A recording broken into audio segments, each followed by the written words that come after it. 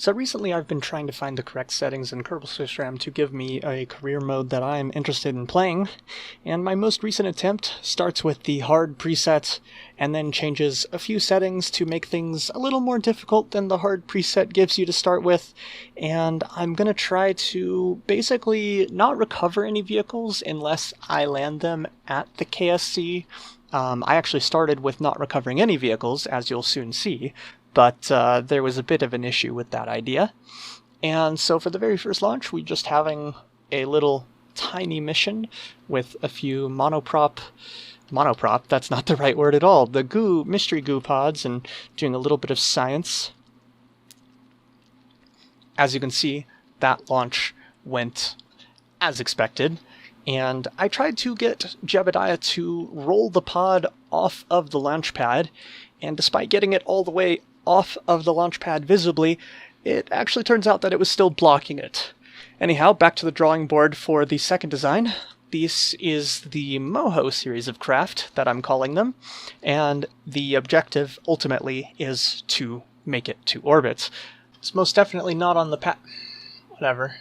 Let's launch it from the run. Really? Did I even remember to get an EVA report last time? I'm not sure. And the second mission went about as well as the first one, including a period of the craft traveling backwards and tumbling around, but we did get into the upper atmosphere, which was kind of the objective, along with testing some parts and doing whatever else we were doing. I don't remember off the top of my head, but it's on the screen. Yes, that's right, I'm recording a lot of this voiceover in post, but we came down to a safe landing, and overall, it was a success.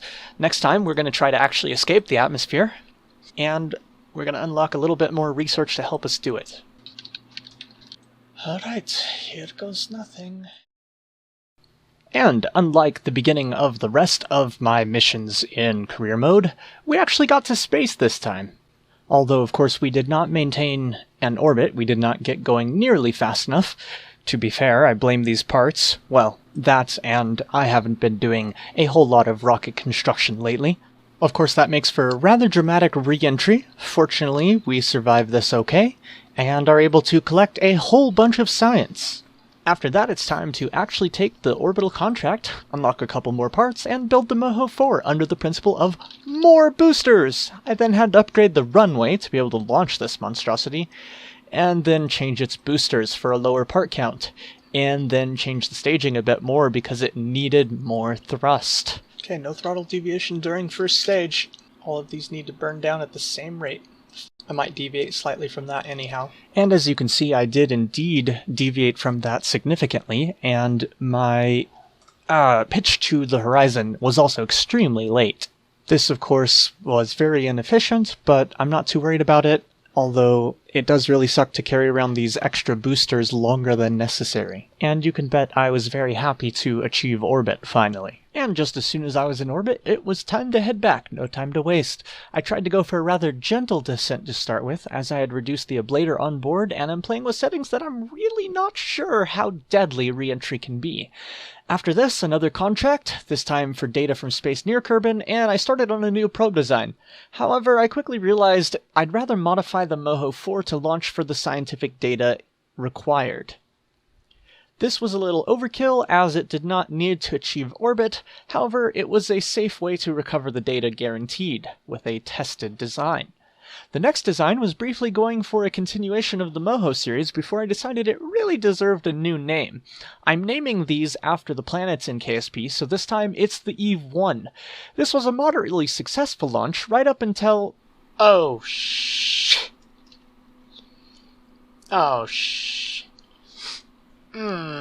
Yeah, I ran out of fuel, stranding a Kerbal not quite in orbit.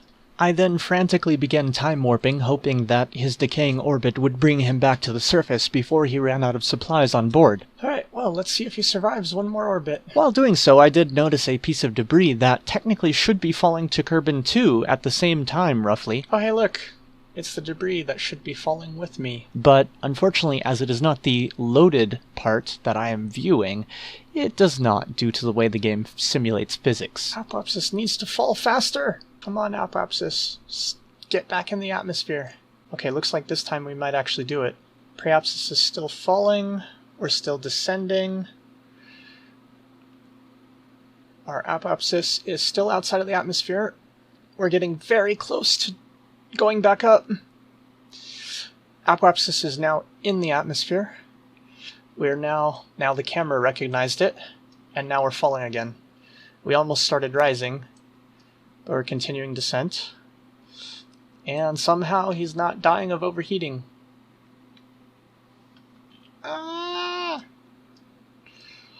Now, just to not land on a mountain, because you could still die. I think we're landing in a fairly flat area though, so we should be fine. Oh, thank goodness. Assuming they, he finishes surviving this re-entry. Alright. Oof. Survival. Holy shit. Take the barometer datas, oh, I already have this stuff, and I'm pretty sure an EVA report here does me no good. Yep. Oh my god, that was almost a killer. The bottom of the... Oh, I think it's completely blackened. Wow. Oh look, he's still got a tiny bit of oxygen left. Why is it going down? Did that just go down? Why is it going down? I'm sitting here without a helmet on carbon.